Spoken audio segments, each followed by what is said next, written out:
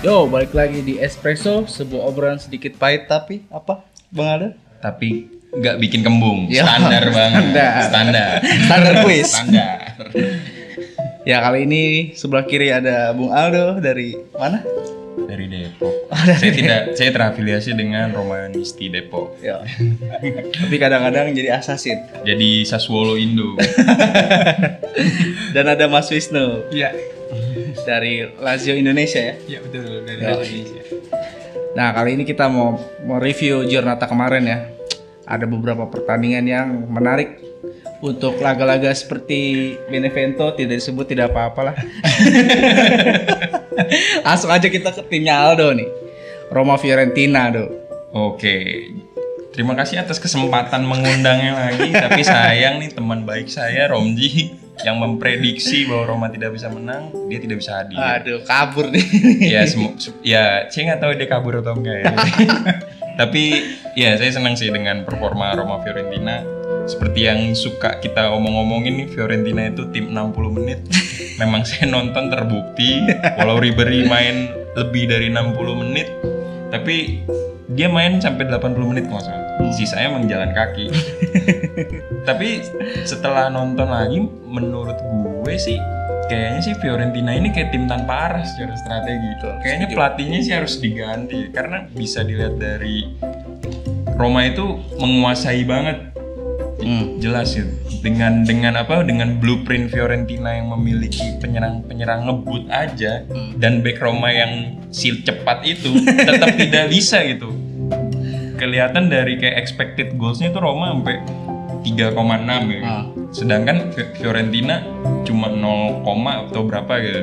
Total shot-nya juga Roma mendominasi sampai 17. Makanya sangat beruntung sekali Fiorentina hanya kalah 2-0 gitu.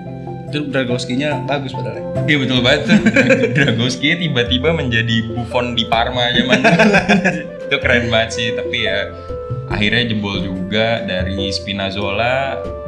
Gol pertama Spinazzola, terus juga Pedro. Jadi sehari-harinya Pedro nih cetak gol. Iya itu. Udah mulai nemu ya? Iya itu kayak banyak gol itu dari ketidaksiapan backnya Fiorentina itu. Spinazzola dia cuman manuver sendiri dari counter attack. Gol kedua Pedro juga dari Mikinya yang ngebut, tiba-tiba Pedro udah nunggu. Ya gol andalan kalau main PES lah, tiba-tiba udah di ujung tinggal segitiga, tinggal ceplos kayak gitu-gitulah. Oke, kita lanjut nih. Ini nih Mas Wisnu nih. Laga penuh drama. Torino lawan Lazio. Iya, Ini sempat tertinggal duluan ya. betul. Jadi ini bisa dibilang laga paling menguras emosi nih. Bukan cuma Lazio, mungkin pendukung Serie A semuanya ya. Karena Pendukung Roma juga emosi dengan hasil ini. Karena banyak yang memprediksikan, bahkan yang sudah upload tuh full time gitu kan 3-2 atau mungkin 3 sama gitu kan. Tapi ternyata di akhir itu Immobile bisa mencetak penalti, dan juga di akhir itu Caicedo itu superb banget, bener-bener kita nggak duga banget. Dan memang keahlian dia di 10 menit terakhir. Makanya banyak Lazio yang bilang Coach Inzaghi tetap pertahankan Caicedo khusus 10 menit terakhir aja. Ini kalau udah 4 pergantian, 1 harus Caicedo ya. Wah, harus. Itu jimatnya kita. Padahal di match itu ya dibilang Belotti juga lagi galak, kan dapat penalti duluan kan Belotti. Untung pas tendangan bebas SMS tuh yang sebenarnya nggak tinggi ya kan. Tapi bisa ke pojok jadi 2 sama. Nah, si Lukic golnya 87. Iya. Kita udah memprediksikan kalah nih. Cuman ternyata mental ya, balik-balik lagi ke mental. Karena Lazio setelah porak-poranda 3-0 di lawan Sampdoria, nemu peak performance-nya justru lawan Dortmund di Champion, dan itu akhirnya ngubah segalanya sih. Gitu. Jadi di Serie A juga akhirnya ikut moralnya keangkat. Berarti nih Lazio udah mulai ke track kemenangan ya. Oh iya, Pereira golin debut ya. Pereira debut. Jadi yang dibilang Lordnya MU nih akhirnya nemu juga lah titik baliknya di Lazio. Ya itu memang pemain-pemain MU kalau mau di Rukia pindah ke Serie A ya kan. Bagaimana ada Chris Smalling. Smalling jadi Smaldini. Nanti akan dipensiunkan nomornya setelah dia pensiun Maldini. Oke deh, lanjut ke Napoli Sassuolo. Ini juga di luar prediksi. Ternyata Napoli 22 shoot 0 gol, Sassuolo 8 shoot 2 gol. Padahal Sassuolo Berardi nggak main. Terus iya, Capu gol nggak main, Caputo gol.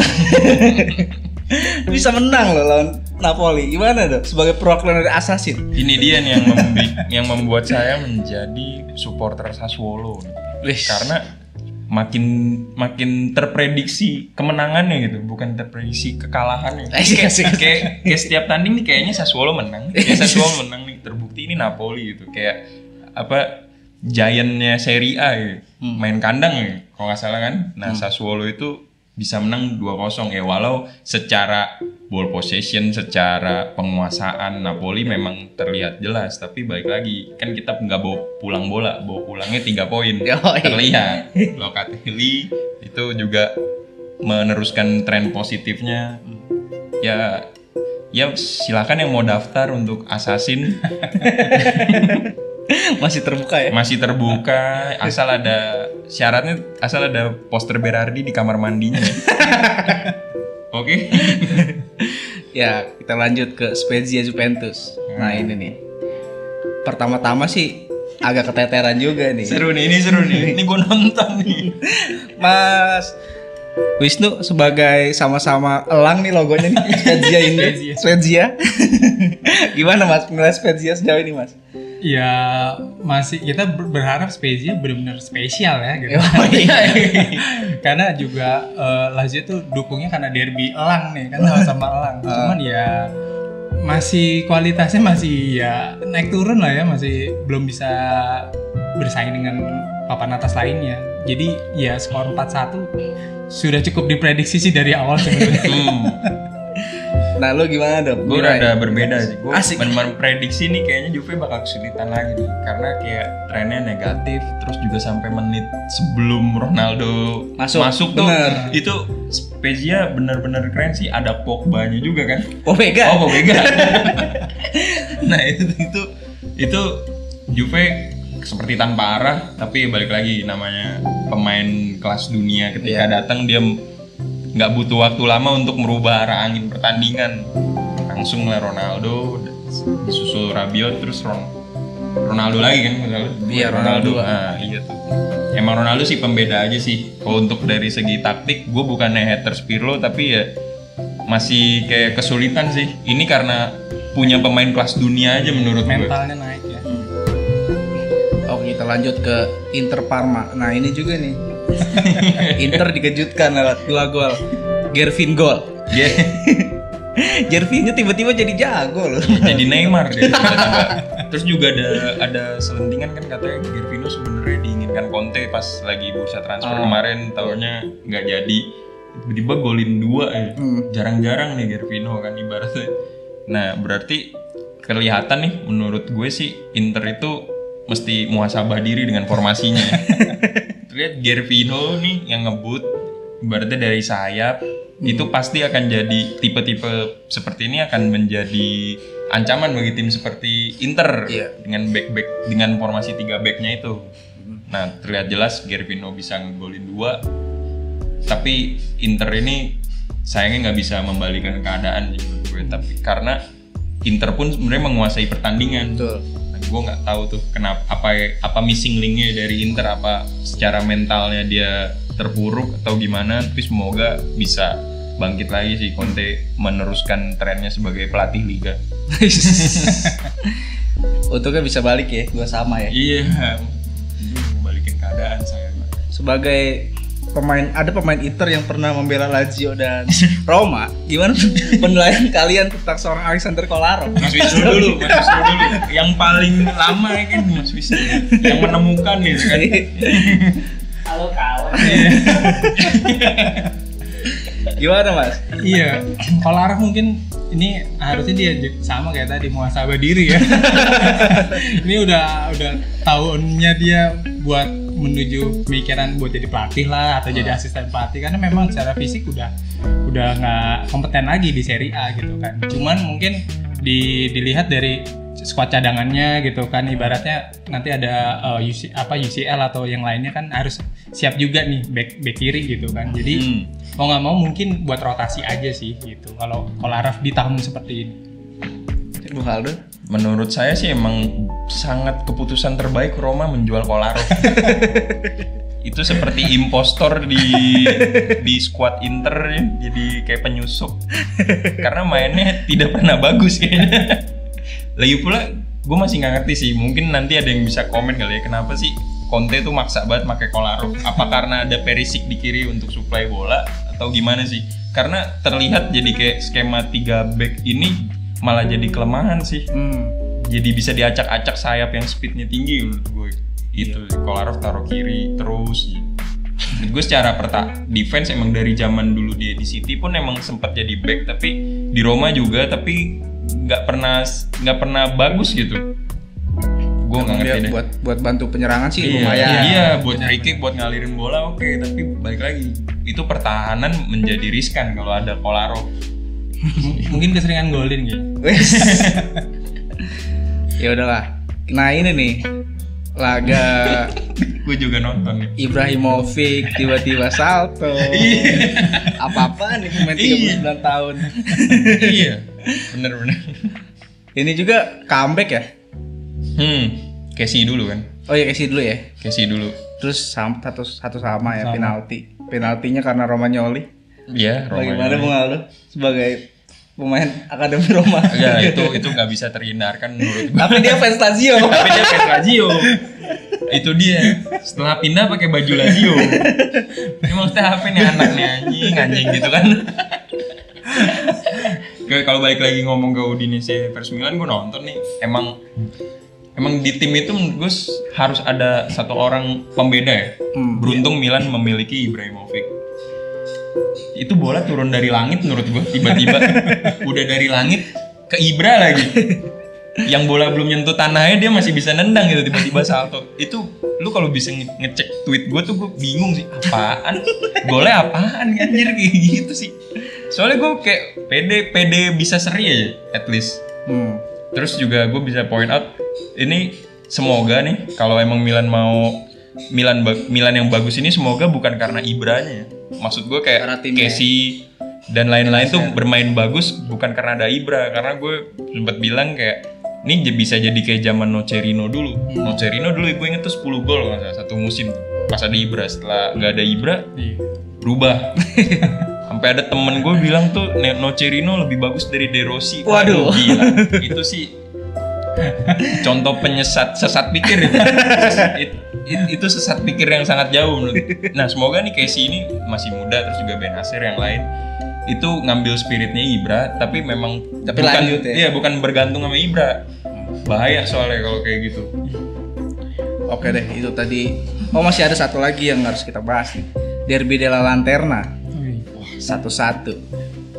Ini seperti diprediksi juga, namanya derby nih, meskipun Sampdoria trennya lagi bagus kan, tapi bisa cuma imbang doang gitu lawan Genoa. Dan ini disiarin di RCTI nih, nggak ada angin, nggak ada hujan ya kan. Kok dari tahun 90-an kayaknya baru kali ini derby Lanterna disiarkan langsung nih. RCTI sudah sadar atas histori derby. Bisa jadi. Tapi skor 1-1 gimana pendapat kalian? Ya memang inilah maksudnya kayak yang bisa diprediksi juga. Derby itu pasti keras, terus juga pasti berimbang, pasti ada another factor X yang membuat tim ini seimbang gitu kan. Walau misalnya Sampdorianya lagi bagus, tapi namanya derby pasti ada spirit lain. Menurut gue seri itu masih well deserved untuk kedua tim sih. Walau Sampdoria mungkin mengincar kemenangan dengan trennya yang bagus itu ya, tapi this is derby gitu kan, bisa beda lah. Gimana Mas Wisnu? Iya kan semenjak dilatih sama Tinkerman ya, sendiri. Ini Sampdoria sampai bisa ngalahin Lazio 3-0 loh. Waduh. Nah, itu mungkin Lazio-nya yang muhasabah diri. akhirnya tapi semenjak kalah kita jadi muhasabah akhirnya jadi naik lagi. Nah, ini Genoa di luar dugaan juga. Mungkin kita mengiranya akan kalah nih karena Sampdoria gila banget, musim ini gila banget gitu kan. Cuman ternyata ya itu tadi dibilang ini derby, this is derby gitu kan. Apa saja bisa terjadi. Ya satu sama relevan lah. Relevan. Oke deh, langsung aja kita bahas preview Giornata ke-7. Nih, ada laga-laga yang sangat menarik juga nih. Tadi udah ada yang main ya, kita tag Sabtu nih. Udah ada yang main Sassuolo lawan Udinese 0-0 meskipun Sassuolo belum kalah. Tapi ini kayaknya Udinese nih udah mulai nemu cara menjaga pertahanannya karena sejak lawan Milan kemarin tuh rapet tuh, udah mulai kebentuk gitu. Dan ini Sassuolo gagal cetak gol. Gimana tuh? Itu jadi ada trade nih menurut gue, kayak fokus bertahan jadi lupa menyerang. Karena golnya jadi suprit satu, itu juga yang kemarin De Paul penalti karena 0-0, tapi ya ketemu Sassuolo yang lagi on fire, mau nggak mau ya main bertahan sih. Tapi gue nggak expect sebagai fans Sassuolo nggak menang ya. Inilah sepak bola menurut gue 0-0 sih. Tapi Udinese memang di musim ini relatif agak turun ya. Turun. Tahun lalu kan bisa ngalahin Juve di Udinese, ya kan? Ngalahin Milan dia. Milan juga kan. Nah jadi memang tahun ini Udinese ya itu fokus bertahan kayaknya. Sampai lupa mencetak gol. Padahal kalau bertahan di Serie A ya harus inilah bisa golin juga gitu. Di sepak bola kayaknya mau bertahan harus mencetak gol ya. Dan ini kayaknya pertandingan muter-muter di tengah aja. Karena ball possession Sassuolo pasti unggul. Pasti dong. Kan kita kan 62,4%. Tapi shotnya cuma 2. Cuma 4 yang 2 off target, yang on target cuma 1. Udinese ini nggak ngapa-ngapain. Shot off targetnya kosong, shot on targetnya kosong. Defense. Kayaknya ini benar-benar persahabatan ya. Iya, kayak laga amal. Ini laga amal kayaknya ini bener.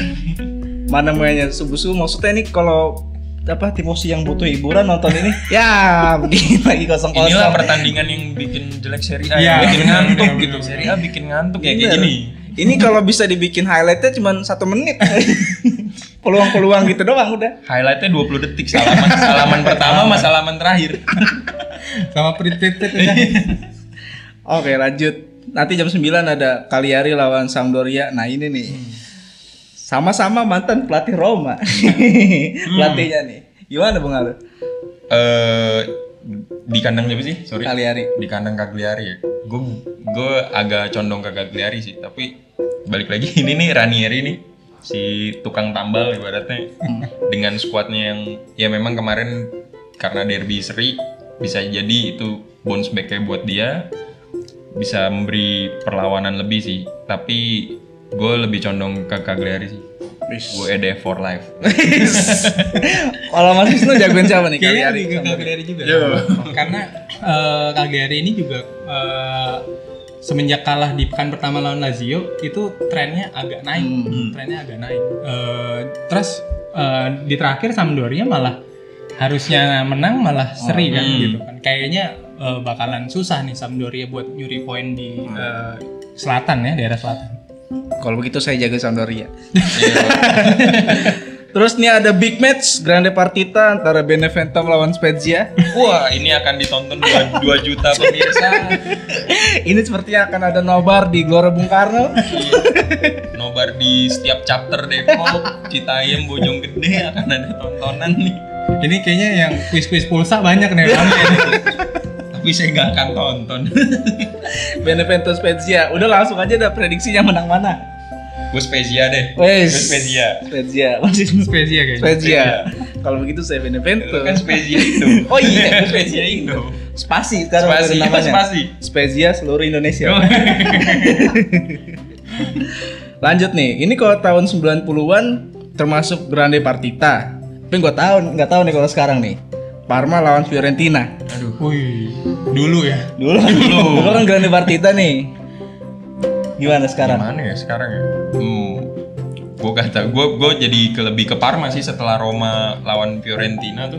Fiorentina itu kayak tanpa arah menurut gue. Iya.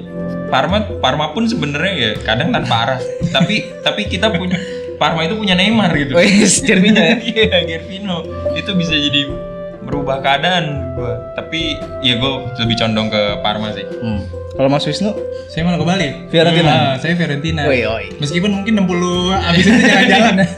Secara fisik memang jadi permainan Fiorentina bagus di 60 awal gitu. Nah, emang Cuma bener. nanti pas di akhir tuh agak-agak kedodoran tuh. Jadi harusnya kalau bisa ngolahnya nih, karena dari segi komposisi pemain justru Betul. Fiorentina lebih bagus sebenarnya. Jauh, blueprint Karena beberapa memang bagus. teman-teman di Parmigiani juga agak khawatir nih di musim ini sama Parmanya sendiri kok naik turun gitu, nggak naik turun nggak turun gitu kan, lebih banyak turunnya. Makanya kayaknya sih Fiorentina yang bakalan menang. Oke, sepertinya imbang ya kalau saya. Iya, presidennya aktif di Twitter sih ngaruh. Ngaruh sekali untuk menaikkan traffic penggemar. Nah, kita lanjut nih. Ini beneran grande partita kalau ini nih. Lazio akan menjamu Juventus. Sebelum kita bahas soal pertandingannya, ada isu-isu yang kontroversi nih. Iya, benar. Betul. Gimana? Kita tanya Mas Wisnu dulu pendapatnya nih. Gue nggak sabar mau komentar. Gimana Mas? Iya, sampai update terakhir itu waktu itu kan akhirnya maju ke pengadilan itu menuntut media dan juga UEFA. Oh, Karena ini ranahnya sudah menurut Lotito sudah sangat kelewatan gitu. Karena Lazio sendiri tes swabnya itu pakai pihak ketiga, Futurica Diagnostica di Avellino, di kota Avellino. Jadi bukan Lazio sendiri yang mengtes swab gitu kan. Meskipun Lazio punya Paideia klinik gitu kan. Tapi ini kita pakai Lazio pakai pihak ketiga dan hasilnya justru dari pihak ketiga ini semuanya negatif. Tapi yang jadi kontroversi adalah ketika di UEFA gitu kan, ketika di tes ada beberapa pemain Lazio yang positif gitu kan. Jadi ternyata perbedaan cara pengambilan sampelnya mungkin ini yang akhirnya jadi berkembang di media dan akhirnya riuh, dan akhirnya yang Presiden Torino terakhir tuh si Cairo itu kan juga sempat protes karena Immobile yang mencetak gol di pekan kemarin gitu kan, harusnya di UEFA kan mereka nggak main gitu kan, kok bisa main gitu, akhirnya juga protes juga gitu. Jadi ini menimbulkan banyak polemik gitu kan, terutama mungkin ya kita tahu sendiri Lotte itu memang sosok yang kontroversi juga di Serie A, makanya tambah rame aja ini. Jadi grande partita dibumbui dengan kontroversi yang sangat tinggi, jadinya banyak banget Serie A ya, fans-fans Serie A akhirnya tertuju ke partai ini. Makin digosok makin sip nih. Habis ini ketemu Juve lagi. Waduh. Gila, media darling. Gimana lo pendapat lu gimana tuh? Pendapat gue sih, gue secara normatif gue ngomong bahwa mestinya sih UEFA udah punya standar ya, disamaratakan ke semua. Tapi kenapa masih ada perbedaan seperti ini sih? Nah itu juga gue orang yang nggak pernah percaya sama Lotito juga nih. Gini, coba Mas Wisnu suka nggak sama Lotito walaupun kontroversial gitu kan? Nggak, Mas, gue nggak bisa percaya siapa-siapa gue. Apalagi Lotito ini nih. Orang lagi COVID di latihan, waktu kemarin tuh di latihan sendiri tuh timnya Lazio tuh. Pas lagi rame-rame PSBB Italia, kan kontroversial juga. Nah, menurut gue kalau misalnya banding ini nanti makin dibahas, mestinya arah pembahasannya itu ialah standarisasi tes swab menurut gue. Karena UEFA itu terus juga dari segi Serie A-nya itu apa yang berbeda gitu. Mestinya kan itu udah under satu standar gitu. Nah, inilah yang kadang fans Serie A juga kena gosip gini, makin digosok makin sip. Paling orangnya si Lotito ini kan orang yang susah dipercaya gitu, selalu kontroversial. Makanya gue lebih ke UEFA. Ya semoga ada titik temu sih. Lagi pula ini kan kayak lumayan menjadi highlight di Serie A bahwa ini liga gimana sih. Gitu kan, kayak ini UEFA loh. Orang kan lebih percaya UEFA gitu kan. Sorry misalnya UEFA gitu kan, dia udah yang gedenya memayunginya bilang bahwa dia itu positif, tapi secara Serie A dia itu negatif. Maksudnya jadi kayak kalau emang bener itu skandal something itu kan jadi mencoreng. Tapi kan kalau misalnya benar Italia yang pengetesannya sesuai standar, itu malah menjadi Itu kayak bumerang buat UEFA. Makanya ini sebenarnya lebih dari itu sih. Lebih dari masalah Immobile atau somethingnya itu, lebih ke standarnya. Masalahnya ini juga terkait Hakimi juga kan.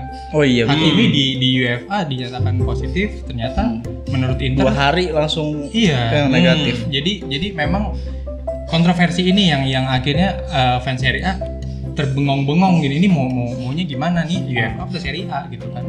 Ketika Hakimi dibilang tes swab palsu juga gitu kan, negatif palsu, itu juga akhirnya Inter meradang kan ke UEFA juga kan. Terus yang akhirnya juga si Lotito mungkin mikirnya toh kemarin Immobile diperbolehkan kok main di Serie A gitu kan. Kan ibaratnya Lazio cuman ngajuin nama nih, Immobile siap gitu kan. Harusnya kan yang ngetes juga perangkat pertandingan sebenarnya. Ya kan? Jadi peran Serie A disebut memang liga kontroversi emang banget dari dulu emang seperti ini gitu kan. Ranahnya Italia emang nggak pernah habis-habis kalau soal ngebahas kontroversi gitu kan. Jadi ibaratnya memang harus duduk gitu kan, duduk sama rata gitu kan, duduk sama-sama gitu kan. Nih UEFA, Serie A benernya di mana nih? Bagusnya di mana nih? Titik temunya di mana nih? Nah, harusnya kayak gitu. Harus melibatkan Ikatan Dokter Itali. Iya. Terus juga penganut teori konspirasi minggir dulu. Jadi harus benar-benar sesuai dengan sains. Kemaslahatan umat nih. Iya, Ya kan kalau pertandingan gini kan bukan cuman 1-2 orang. Iya. Terus juga nih lawannya media darling lagi Juventus. Waduh, makin menurut gue kan. Jadi kayak makin dipanas-panasin menurut gue. Ini apa jangan-jangan Lazio diginiin karena mau ketemu Juve kayak gitu kan. Biasa. Itu ya udahlah. Maksudnya kita cuman ngelihat kita sih pengennya laga ini maksudnya berjalan seperti biasa aja. Iya. Dan hasil yang itu ya udah real gitu loh. Iya. Kalau dari pertandingan nih kira-kira nih gimana, Dok? Kalau ada Ronaldo sih Juventus lah. Nggak ada Ronaldo juga Juventus. Nah ini nih kita tanya Mas Wisnu nih. Ini beberapa pemain yang kemarin absen, Alberto ya kan? Ya Alberto udah bisa main kan? Udah bisa main. Per hari ini dia juga udah menyatakan bahwa dia sudah negatif. Jadi rohnya Lazio tuh ada di Luis Alberto juga sebenarnya. Optimis menang Mas berarti. Optimis menang. Waduh. Karena di pertemuan terakhir di Olimpico kan menang 3-1. Seandainya Lazio full team sebenarnya insya Allah bisa sih. Ibaratnya menang-menang tipis lawan Juventus sih pasti bisa. Cuman memang efek Ronaldo ini yang harus diwaspadai gitu kan. Karena efek Ronaldo itu sama seperti efeknya Ibra di Milan gitu kan. Pengubah segalanya gitu kan. Jadi sebenarnya kalau Lazio bisa memati kutukan Ronaldo beres. Berarti Patrick Bieber yang bisa disuruh jagain asal nggak gigit aja. Patrick mirip Justin Bieber. Iya. Asal nggak gigit aja pokoknya dia. Tapi kira-kira back yang main siapa aja Mas? Kalau dari komposisi squad nih dari Lazio kira-kira yang bakal diturunin siapa aja? Harusnya kalau formasi anti Juve yang udah pasti Acerbi, Hood sama Luis Felipe harusnya. Felipe tapi belum bisa ya? Masih diragukan lah karena fisiknya kemarin juga masih drop ya, masih belum bisa main full. Apa tuh maksudnya formasi anti Juve itu? Iya, karena si Luis Felipe ini bisa banget jaga si Ronaldo. Oke. Karena nama ininya Ramos sih. Di jersey-nya bahasanya Portugal. Nama di jersey-nya Ramos, Luis Felipe itu. Gue tetap Juve. Ya udah gue seri lah. Ya udah seri ngambil jalan tengah. Lanjut ke Atalanta Inter Derby Nerazzurri. Ini sama-sama lagi ya performanya ya kan. Iya Atalanta kenapa ya? Biasa sehari-hari golin banyak, nggak tahu kenapa nih jadi kayak gini. Habis dibantai kan. Iya. Sama Liverpool. Sama Liverpool ya. Oh. Itu kebongkar polanya sama Napoli. Betul. Wis nih. Kalau ya gimana kalau lu mau main pressing terus tapi back lu Palomino berat Gym City ngadepin salah ya kan? Iya. Ini kayaknya berat juga nih. Tapi Lukaku belum main. Gimana nih Atlanta Inter? Sorry, Lukaku nggak main apa ya? Masih cedera. Masih cedera. Atlanta Inter. Kalau gue dalam hati ingin banget Atalanta comeback itu menang.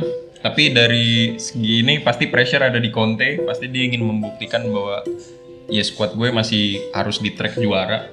Gue lebih ke Inter sih. Melihat kayak Atalanta bener nih kayaknya patternnya udah kebuka nih dengan formasi yang sekarang nih. Yeah. Dengan kekurangan yang sekarang banyak banget sisi-sisi yang bisa dieksploitasi lawan. Nah menurut gue sih Inter Inter akan bisa sih dengan pressure-nya dari diri Conte itu sendiri untuk membuktikan ya Inter lah menang tipis. Kalau Mas Seri kayaknya. Seri. Lagi goyang dua-duanya. Berat ya. Nah, Yaudah. kalau apaan San? Karena lu itu gue Atlanta. Wih, Biar balance ya. biar balance. Tapi kayaknya sih Inter sih. Kalau kuis kayaknya gue megang Inter. Genoa Roma gimana? Genoa Roma.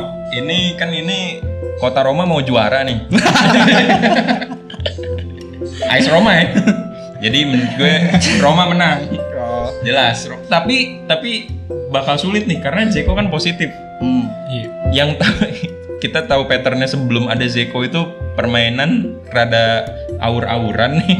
Tapi berita baiknya Borja Mayoral itu makin nyetel nih sama Roma kemarin lawan Cluj di Europa League, dia cetak 2 gol. Itu kan benar-benar setipe sama Dzeko soalnya Borja Mayoral itu maksudnya kayak klasik number 9 menurut gua. Nah, tapi balik lagi Dzeko itu memang kadang ngeselin, tapi dia yang tahu sistemnya Roma. Fonseca ya. Di sistemnya Fonseca. Dan juga semoga Spinazzola mainnya bagus karena beberapa kali gue lihat kayak lawan Fiorentina, lawan Cluj tuh selalu tumpuannya menyerang mulai dari kiri. Nah, semoga Spinazzola bisa bermain bagus dan juga menusuk pertahanan dari Genoa, dan juga Borja Mayoralnya itu lagi on fire lah. Dan juga ada Pellegrini yang bisa menjadi perubahan keadaan, dan juga Pedro sehari-harinya mencetak gol. Saya tunggu Pedro. Pede dia nih kayaknya. Pede pasti. Oke, Mas Wisnu, kira-kira Genoa harus menang kayak gimana, Mas? Kok diarahkan ya? Narasinya diarahkan. Sorry. Saya minum dulu nih alpukat kocok. Oh ini nih, sponsor nih, Azkana, alpukat kocok. Soalnya saya merasa di pojokan nih, jadi saya minum dulu. Belum dikocok nih. Belum dikocok, saya udah kocok sebelumnya. Oh, mentang-mentang baru merit nih udah nggak kocok-kocok. Oke Mas Wisnu, kira-kira Genoa harus menang kayak gimana nih? Harusnya Genoa benar-benar jaga pertahanan lah ya. Jaga pertahanan aja lah udah. Habis itu serangan balik Catenaccio udah gitu aja. Mengandalkan serangan balik ya. Tapi serangan baliknya kurang pandai. Iya, Bang. Oke, di barengan sama laga itu ada Torino Crotone. Sepertinya ini kita langsung aja ke prediksi Torino atau Crotone. Torino. Crotone Indo. Terus jam 12 ada Bologna lawan Napoli. Nah ini nih, pelatihnya punya grinta yang sama nih, tapi nggak tahu skuadnya. Bologna Napoli kira-kira. Gue Napoli sih, masih Napoli gue. Napoli. Di kandang? Di kandang Bologna. Bolonya tipis kayaknya. Wis. Waduh. Ini kita suka. Kenapa tuh? Karena Mihailovic suka. Terkadang kita ngelihatnya Bolonya itu serangannya bagus. Bener. Cuman nggak gol gitu. Bener. Nggak beruntung aja kadang-kadang gitu. Jadi ngelihatnya skemanya Bolonya lumayan bagus sebenarnya. Apalagi kalau di kandang ya. Apalagi main depannya masih muda-muda kan. Ya. Kecuali Palacio. Ini pasti karena Mihailovic aja. Ini karena nggak ada Romzi dan Mas Adit, kita singkat aja nih Milan Hellas Verona nih. Ini singkat aja lah. Singkat aja nih. Singkat ya. Singkat aja ya. Singkat aja lah, maksudnya lama-lama. Iya nih. Iya. Lagi di Goa kayaknya. Ini Milan meskipun kalah tetap di peringkat 1. Ya kan? Bukan begitu Mas Adit? Tapi kalau misalnya dia kalah ya kan di bawah-bawahnya nih udah merongrong nih. Mau nyalip. Gimana kira-kira Milan Verona? Gue secara dalam hati dukung Verona gue. Biar seru aja Serie A menurut gue. Bilang nggak bisa kelamaan di puncak kedinginan kayaknya. Waduh. Kan. Ntar pilek. Waduh. Tapi musim hujan ya? Iya, tapi ya Ibra itu sih. Ibra main pasti. Main. Sehat lagi. Itu anjir, dia tuh orang 39 tahun ya. Mesti udah usaha gitu, dagang apa, dagang kebab. Ini masih main, masih salto, gue heran sih. Tapi kalau udah ada Ibra ya secara logika ya Milan bisa menang sih. Guys, kalau Mas Wisnu, Milan Verona? Iya. Sebenarnya sama ya, kalau ada si pengubah suasana si Ibrahimovic tuh pasti Milan kecenderungannya menang. Cuman sebenarnya kalau dari segi sejarah si Pioli itu selalu kesusahan di musim kedua. Wih, Baik itu di Lazio, Inter, Fiorentina, Inter itu pasti sebenarnya agak Pioli itu agak ngampas. Bahkan Pioli itu pertama kali jadi pelatih kan di Salernitana. Di di klub cabangnya Lazio tuh. iya. Kayak Prima Grama. Jadi pas di musim pertama bagus tuh si Pioli. Keduanya ambiar udah sama. Jadi Tolong take note tuh fans Milan. Pioli Oh, musim betul. kedua Hati-hati. hati-hati. Apalagi Jadi, jangan nyesel Ragnik nih ya. Tren kemenangannya udah pecah nih di Europa League ya. Cuman di Serie A belum. Kita lihat aja lah nanti. Oke, cukup sampai di sini aja video kali ini. Untuk review dan preview. Ya, jangan dijadikan bahan judi sekali lagi. Iya, kita tidak Prediksi mensupport judi. Betul. Cukup sampai sini aja. Ciao. Ciao.